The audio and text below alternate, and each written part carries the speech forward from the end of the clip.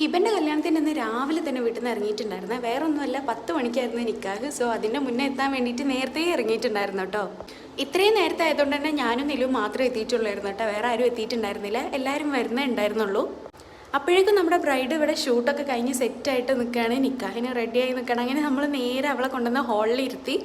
പിന്നെ കാരണവന്മാർ നിക്കാഹ് തുടങ്ങി ഗൈസ്. ആ നിക്കാഹിൻ്റെ സമയത്ത് അവളുടെ നെഞ്ചി കിടന്ന് പിടക്കുന്നത് എനിക്ക് കാണാൻ പറ്റുന്നുണ്ടായിരുന്നു.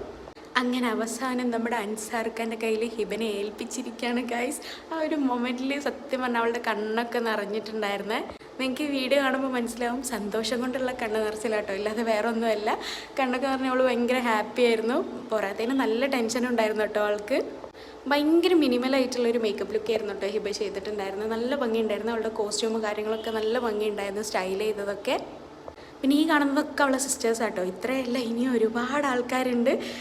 സത്യം പറഞ്ഞാൽ അവരുടെ കോസ്റ്റ്യൂം നല്ല ഭംഗിയുണ്ടായിരുന്നു കേട്ടോ. ആ ഒരു കളറും കാര്യങ്ങളൊക്കെ നല്ല ഭംഗിയുണ്ടായിരുന്നു. അങ്ങനെ പിന്നെ നമ്മൾ നേരെ നമ്മുടെ മെയിൻ പരിപാടിയിലേക്ക് പോയി ഫുഡ് അടിക്കാൻ. അവിടെ കപ്പിൾസ് ഇരുന്ന് ഫുഡ് അടിക്കുന്ന നേരം ഞാനിപ്പുറത്ത് ഒറ്റയ്ക്ക് ഇരുന്ന് ഫുഡ് അടിക്കുകയാണ്. അപ്പോഴേക്കും നമ്മുടെ റിനുമോൾ വന്നിട്ടുണ്ടായിരുന്നു. പിന്നെ അത് കഴിഞ്ഞ് നമ്മുടെ ബ്രൈഡിൻ്റെ എൻട്രി ആയിരുന്നു. നല്ലൊരു അടിപൊളി ഡാൻസോട് കൂടിയിട്ടുള്ള എൻട്രി ആയിരുന്നു കേട്ടോ. അവൾക്ക് ഒരുപാട് സിസ്റ്റേഴ്സ് ഉണ്ട്, കസിൻസായിട്ടും സ്വന്തമായിട്ടും അങ്ങനെ ഒരുപാട് സിസ്റ്റേഴ്സ് ഉണ്ട്. സോ എല്ലാവരും കൂടെ നല്ല വൈബാക്കിയിട്ട് ഒരു അടിപൊളി എൻട്രി തന്നെ കൊടുത്തിട്ടുണ്ടായിരുന്നു കേട്ടോ അവൾക്ക്.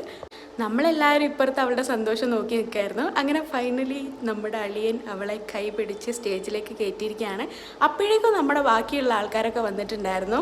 കുറച്ച് പേര് മാത്രം വന്നിട്ടുള്ളായിരുന്നു കേട്ടോ. വേറെ ഒന്നുമല്ല, ലീവ് കിട്ടാത്ത പ്രശ്നവും കാര്യങ്ങളൊക്കെ ആയിട്ട് കുറേ ആൾക്കാർക്ക് വരാൻ പറ്റിയിട്ടുണ്ടായിരുന്നില്ല.